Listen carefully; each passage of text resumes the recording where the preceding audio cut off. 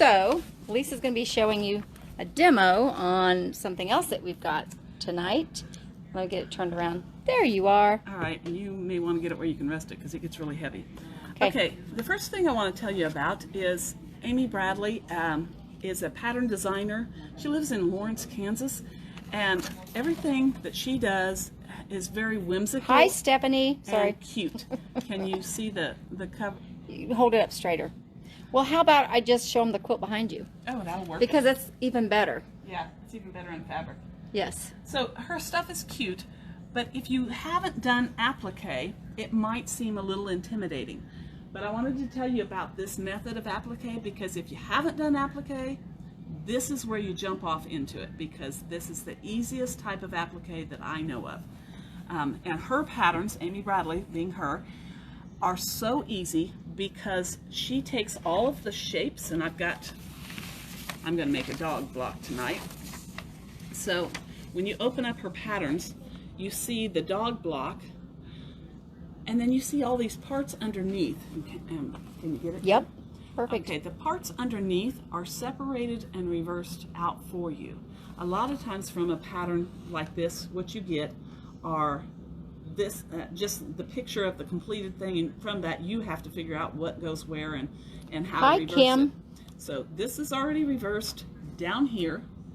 They're separated. So the very first thing I do is I take, I used Heat and Bond Light. You can use any kind of fusible that you like to use. We have soft fuse that works great too. Can I interrupt for just a Yes. second? Can you guys all hear Lisa all right? Because Last time I got complaints. Right. So we, and it made me sad. she's very soft-spoken. I, on the other hand, am not.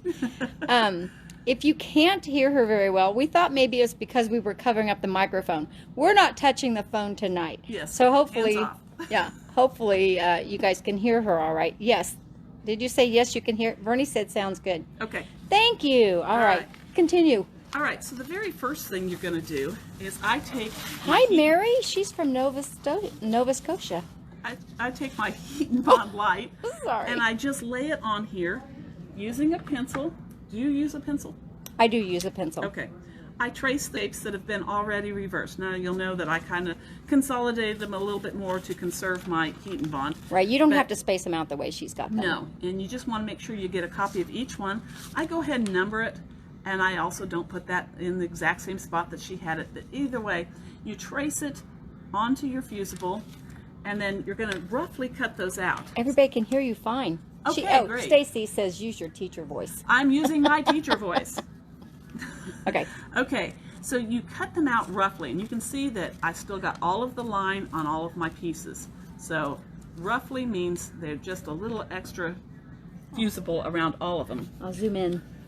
Because the next thing you're going to do is iron those to the back of your fabric. And this is where people will make the mistake, if they're going to make a mistake, is they iron it to the front. I've done it. Or they iron it to the wrong fabric. I just did that the other day. I had a little brown nose instead of a black nose. Oh, yes. So I've got all of my pieces ironed to the back of the fabric. And then the next thing I'm going to do is cut them out. And this time they're cut out exactly on the line. You can see I've just cut away the line. It's gone. So you roughly cut them out when you're going to iron them to the back of your fabric, but so you don't have to be so precise. But right. Then once they're on there, that's when you want them to exactly. And then I'm going to show you the true beauty of all of these being separated and reversed out for you, because now I can take my pieces that I've got on fabric, I can put my pattern or your placement guide, where he's all together, and I've got an applique pressing sheet.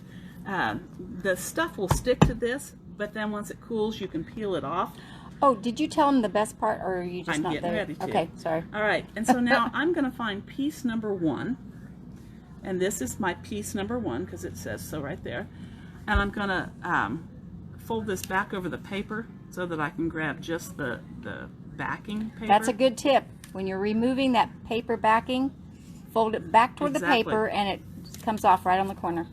All right, and then I'm going to just lay this over my picture because I've got that applique pressing sheet there. I can make sure, see how it's not quite in the right spot there? I can make sure it goes to that dotted line. It goes up there, and it's down in that section. And then I just go ahead and with my iron tack that in place. I'm not done yet, but I don't need it sliding all around. Okay, now I need to find piece number 2. Well, piece number 2 is also the background piece over here. And it says piece number 2 on here. And once again, I'm going to fold the paper over, and the paper stays bent, but the fabric doesn't. So that lets you just peel that off of there. Makes it very easy. And then piece number 2 is going to come right up here under his ear. I'll bump that in a bit. When I get it where I like it, I'm going to take the iron again, hold it into place, and now I'm ready for piece number 3, which happens to be like his chin or neck, I guess. And they call it the body. I guess it's its body. Yeah, I guess it is. All right, and then I'm going to put that in. Now this piece overlaps a bit, which is exactly what we want it to do. And it should go up to those dots right there. It's overlapping my yellow here. It's overlapping. I can feel it overlapping. I want to slide it over just. Karen, you're going to have to try this. It's really fun. Karen says she's never done this. Oh my gosh, if you haven't done applique, this is the kind you should try to start with. Okay, and then piece number 4 is the dog head. So once again, I'm going to fold it back over. So See how easy that makes that? Yeah, I've picked and picked and picked at it before. Yes. And if you just make that fold, it comes right loose. Now,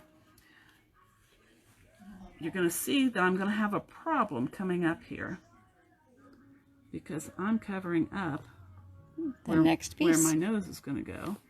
All right, and so now you can see that I do not have white showing around my ears, and I'm covering my body. So you know, one thing you could do, just keep that from happening, is if you know that something's going to get covered up, you could put this on a light table and put your applique pressing sheet on your placement guide on the light table, and that might show through better. Or you can do it to just the dog face, but it's really kind of easy how to, it's really kind of easy to place that. But if you put it on a light table, those lines still might show through. Okay, what I like to do is use the paper. Of course, I had it upside down. Use the paper that I peeled off the back. Now it's reversed on here, so I do need it this way and this way.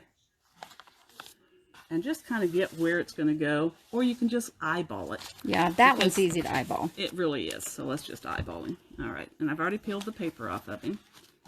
Make sure I'm still on my mat. Here's where his chin is. It's about, well, that looks good to me. Yes, that looks perfect. All right, so press that down. Now I'm going to make sure I've got it all tacked in place. And now I'm going to let this cool just a bit, because what I've created is an iron-on dog.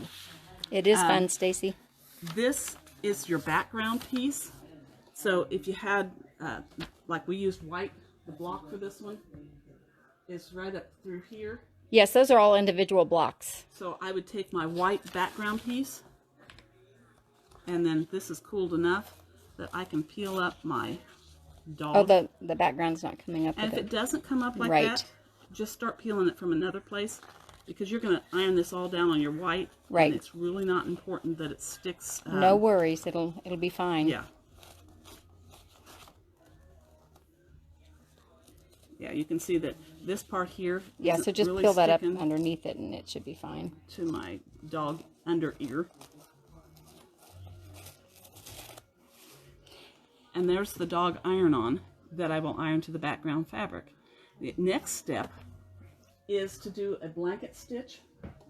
I do my blanket stitch by machine and just go all around this outside edge and every edge that is on top. So every raw edge of your fabric. Yes. Debbie always did her blanket stitch by hand. Either way works great. So if your machine's got the stitch, if you want to take the time and to maneuver the machine around, that's great. If you want to make it portable and carry it with you, then you've also got something portable to work on with a hand blanket stitch. That was a nice thing about hand, is very portable. Okay, now we have